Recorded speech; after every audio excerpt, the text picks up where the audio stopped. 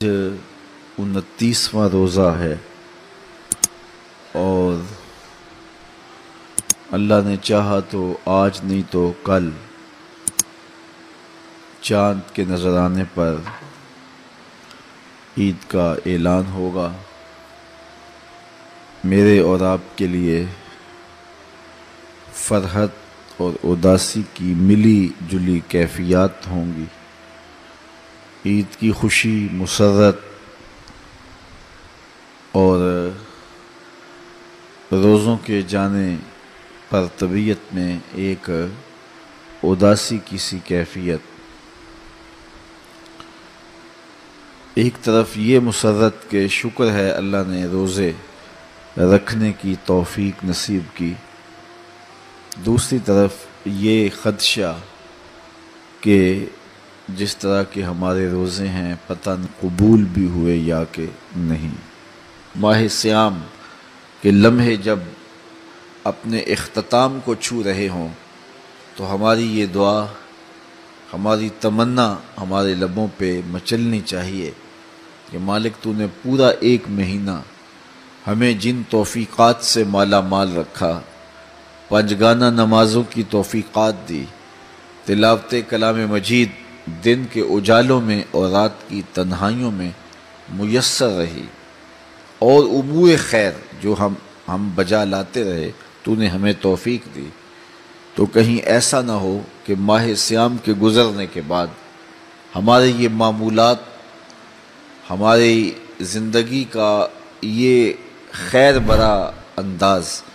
ہم سے کہیں چھین نہ لیا جائے۔ تو کریم ہے، اگر ہمیں ہدایت دی ہے تو اس پر ہمیں مستقیم بھی رکھ۔ اور وہ بد نصیب لوگ ہوتے ہیں کہ جو سیدھی راہوں پہ چلنے کے بعد پھر ٹیڑھی راہوں کے مسافر بن جاتے ہیں، ہدایت کے بعد پھر ظلمت کے اندھیروں میں گم ہو جاتے ہیں۔ اللہ تعالیٰ جل شانہ نے اس عورت کی مثال قرآن مجید میں بیان کی جس کا مفسرین فرماتے ہیں توازن ذہنی ٹھیک نہیں تھا، اور وہ کیا کرتی تھی، سارا دن سوت کاٹتی رہتی تھی، اور جب شام چرخہ اٹھانے لگتی تو اپنے ہاتھوں سے کاتا ہوا سوت توڑ توڑ کے ریزہ ریزہ کر دیتی۔ تو اللہ تعالیٰ جل شانہ نے اس عورت کی مثال دے کے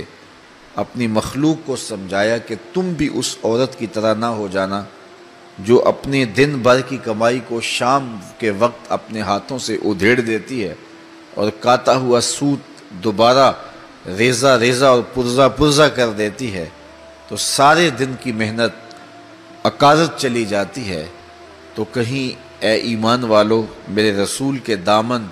سے وابستگی اختیار کرنے والو، کہیں تم بھی اپنا طرز زندگی یوں نہ بنا لینا کہ سارا دن سوت کاٹو اور شام کو اپنے ہاتھوں سے ریزہ ریزہ کر دو۔ ہمیں ماہ صیام میں اللہ تعالیٰ نے ایک موقع دیا باطن کے تزکیے کا، اور بہرحال بہت ساری کوتاہیوں کے باوجود ہمیں بہت کچھ ماہ صیام میں نصیب ہوتا ہے، تو اگر ہم اس کو بعد میں بھی برقرار رکھ سکیں تو پھر ہر سال کی لائی ہوئی تبدیلی چند سالوں کے بعد ہمیں ایک ایسا انسان بنا کے کھڑا کر دے گی جو رب کا مطلوب ہے اور جو دین کا تقاضا ہے۔ جو ہی ماہ صیام اپنے اختتام کی منزل کو پہنچتا ہے تو ایک دم